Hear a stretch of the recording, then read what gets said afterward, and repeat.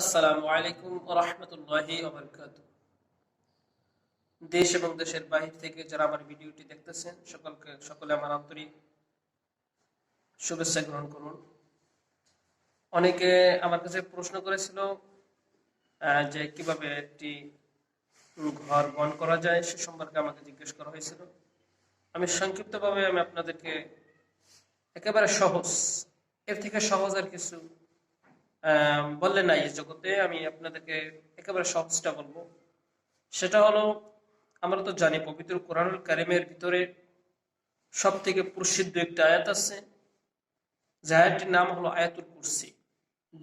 জিন্নাতের ভয় থাকে, ওই ঘরে যদি কোনো ব্যক্তি আয়াতুল কুরসি 3 বার পাঠ করে, তার হাতের ভিতরে 3টি ফু দেবে। 3টি ফু দেওয়ার পর 3টি তালি দেবে সজোরে। 3টি তালি দেওয়ার পর যত দূরে এই তালিটি যাবে তত দূরের ভিতরে জিন্নাত প্রবেশ করতে পারবে। এখন প্রশ্ন হতে পারে, ভাই এটা কতক্ষণ মেয়াদ? এটার মেয়াদ হলো, আপনি যতদিনে নিয়াত করবেন ততদিন মেয়াদ। এটা রাসূলুল্লাহ সাল্লাল্লাহু আলাইহি ওয়াসাল্লাম বলেছেন, ইন্নামাল আমালু বিন্নিয়াত, সমস্ত কাজ তার ফলাফল বান্দা নিয়তের উপর নির্ভর করে। আসসালামু আলাইকুম।